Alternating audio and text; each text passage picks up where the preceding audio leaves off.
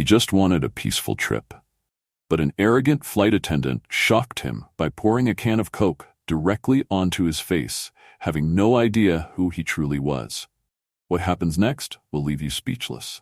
Watch until the end to see the jaw-dropping conclusion of this story. Subscribe to the channel and let us know in the comments where you're watching from.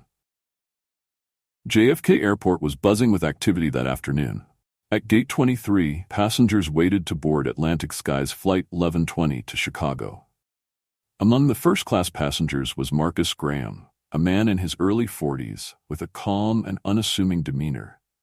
Dressed in jeans, a sports jacket, and a cap, Marcus was the picture of discretion.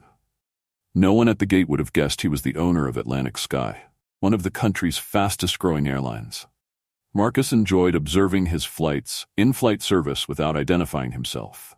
It was his way of directly assessing his company's customer experience, just like any other passenger. As he boarded, Marcus was greeted by Linda, a flight attendant with a stern expression. She seemed irritated, and seeing Marcus hand over his ticket, gave him a suspicious look. "Is this your seat, sir?" she asked, her tone almost suggesting he didn't belong there. "Yes," Marcus replied calmly, handing her the ticket again. Linda examined it reluctantly before handing it back. "Very well, sir," she said with a forced smile, but as she walked away, Marcus heard her mutter something. He decided to ignore it, curious to see how the situation would unfold. As he settled in, Linda continued to cast looks of disdain from across the cabin. Marcus prepared himself for an uncomfortable experience, but remained calm and observant. Shortly after takeoff, Linda began serving drinks in first class. When she reached Marcus's row, her expression hardened further. "What would you like to drink?" she asked, barely hiding her displeasure. "I'll have a Coke, please," he replied politely. Linda scoffed and rolled her eyes. "Sir, we have a selection of fine wines and cocktails. Are you sure you want a Coke?" "Yes, that's what I'd like," he replied, watching her reaction closely. With a look of contempt, Linda grabbed a can of Coke from the cart and pretended to serve it normally. When Marcus was about to take the glass, she leaned over and poured the drink directly onto his face and shirt, with a cold expression of satisfaction. "Oh, sorry," Linda said, without a hint of remorse. "Looks like the glass slipped." Marcus wiped his face, trying to keep his anger in check, but his serious expression indicated this incident would not end well for the flight attendant. "I believe all passengers, regardless of their seat, deserve respect," he said, fixing his gaze on Linda. "Of course, sir," she replied with a sarcastic smile before moving away and whispering to a colleague, "Some people just don't know their place in first class." The flight continued, but Marcus was now determined not to let Linda's behavior go unaddressed. He knew this kind of attitude had no place in his airline.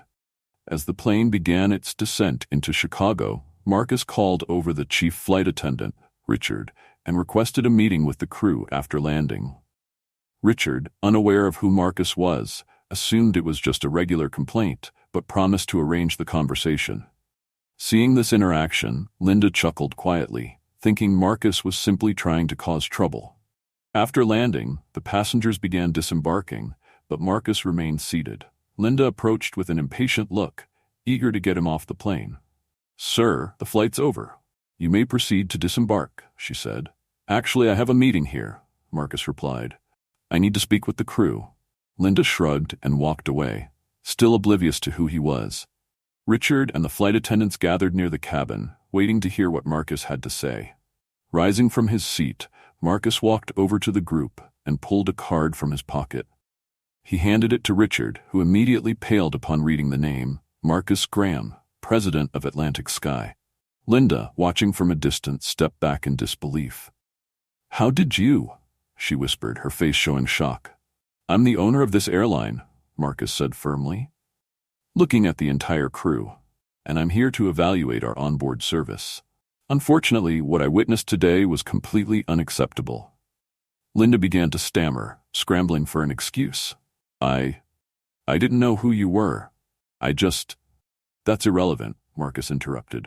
"You were trained to treat every passenger with respect, regardless of who they are or where they come from. Your attitude today was a clear example of disdain and prejudice, and that's something I will never tolerate in my company." Linda tried to plead, now fully desperate. Sir, I'm sorry. It was a mistake.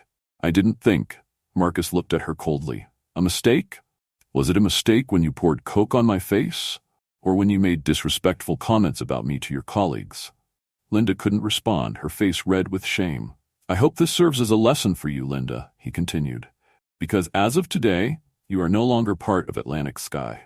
The other attendants exchanged glances, aware of Linda's reputation, but never having seen her confronted directly.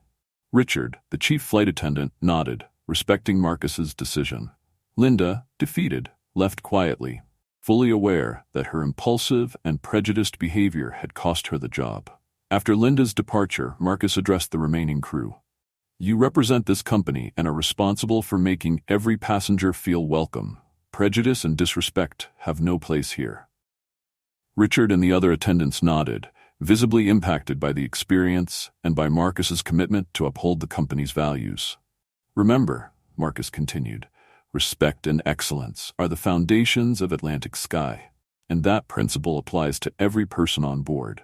He then thanked the crew and left the plane, satisfied that his company had delivered a lesson in respect and integrity to everyone on board. Felt the impact of this story?